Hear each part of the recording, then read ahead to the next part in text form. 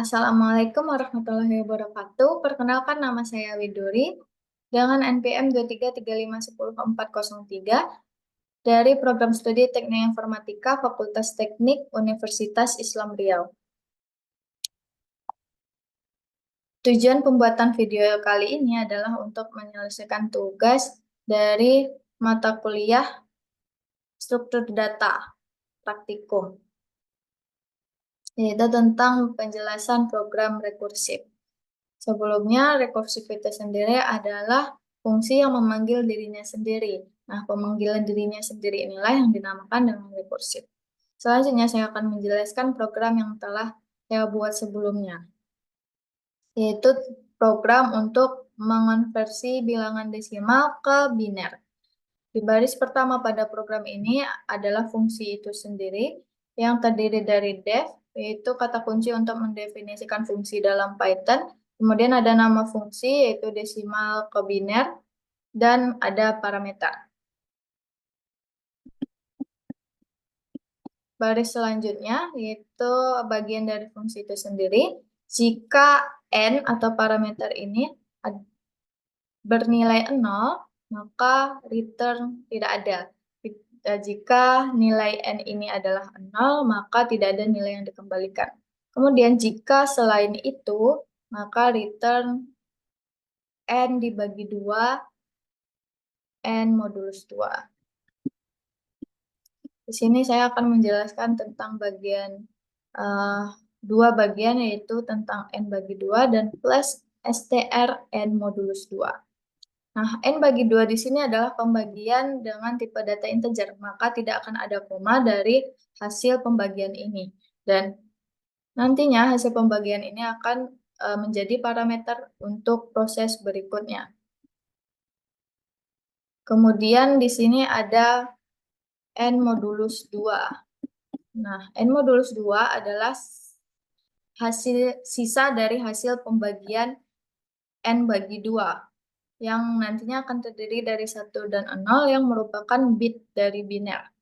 Kemudian di sini ada str.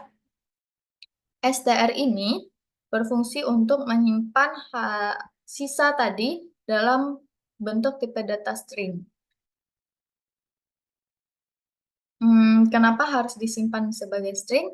Karena perumpamaannya gini, jika 1 ditambah 1, jika program 1 ditambah 1 ini disimpan sebagai integer, maka hasilnya adalah 2. 1 tambah 1 sama dengan 2. Nah, tapi jika sisa ini disimpan sebagai string, maka 1 tambah 1 itu akan menghasilkan 1, 1. Maka karena itulah kita perlu menyimpannya sebagai string.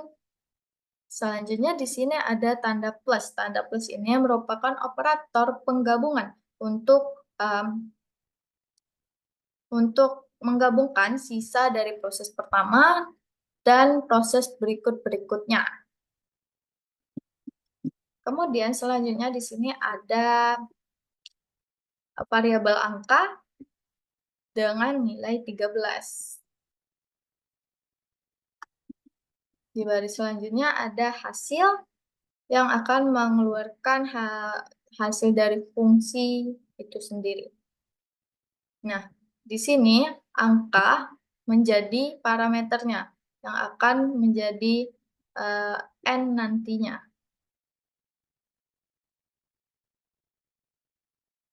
Yang akan masuk ke parameter n nantinya. Kemudian selanjutnya ada untuk menampilkan print bilangan biner dari angka, maka angka dari sini, kemudian hasil, yaitu hasil dari fungsi. Oke. Selanjutnya saya akan menjelaskan cara kerjanya. Di sini kita contohkan angka yang diinputkan itu adalah 13, maka jadinya seperti ini.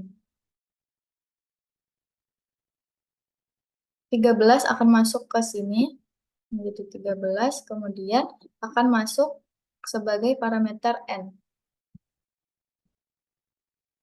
Oke. Selanjutnya, sini adalah 13. Nah, masuk ke bagian fungsinya sendiri, yaitu apakah 13 sama dengan 0, apakah 13 bernilai 0? Karena tidak, maka kita masuk ke proses pada bagian else, yaitu 13 dibagi 2 dan 13 modulus 2.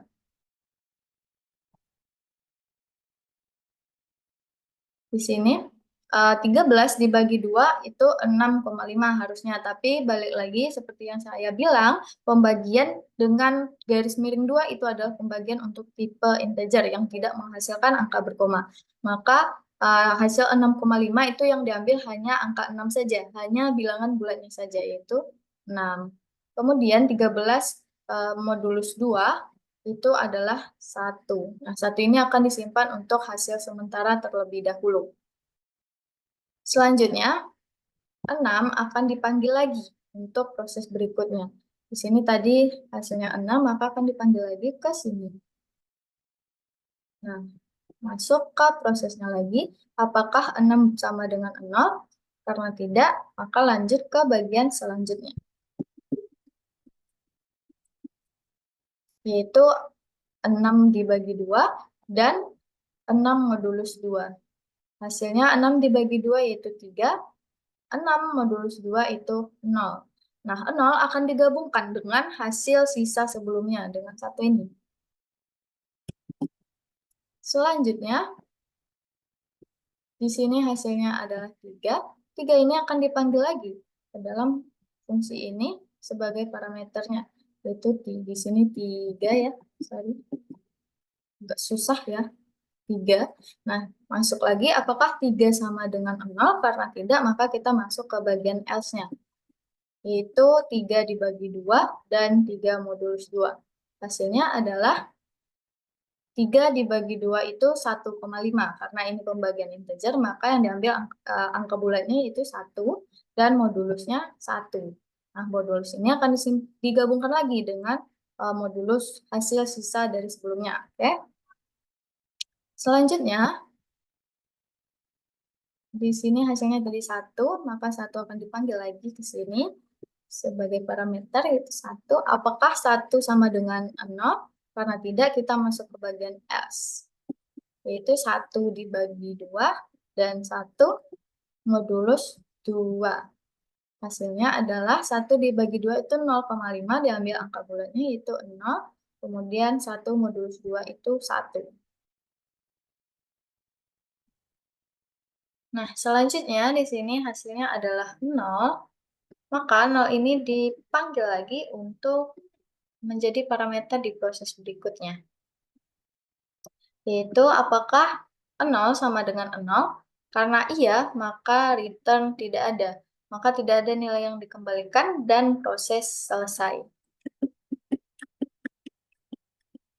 Nah, maka hasil yang akan keluar dari program atau proses ini adalah ini, 111101. Hasil dari programnya yaitu ini, bilangan biner dari angka 13 adalah 1101. Nah, kenapa hasilnya 1101? Kenapa pengambilan angkanya itu dari bawah ke atas, gitu ya? Kenapa pemanggilan angkanya itu dari bawah ke atas? Karena kita di sini perumpamaannya itu sebagai suatu blok yang ditumpuk gitu. Misalnya kan yang proses yang pertama itu 1, maka 1 berada di paling bawah.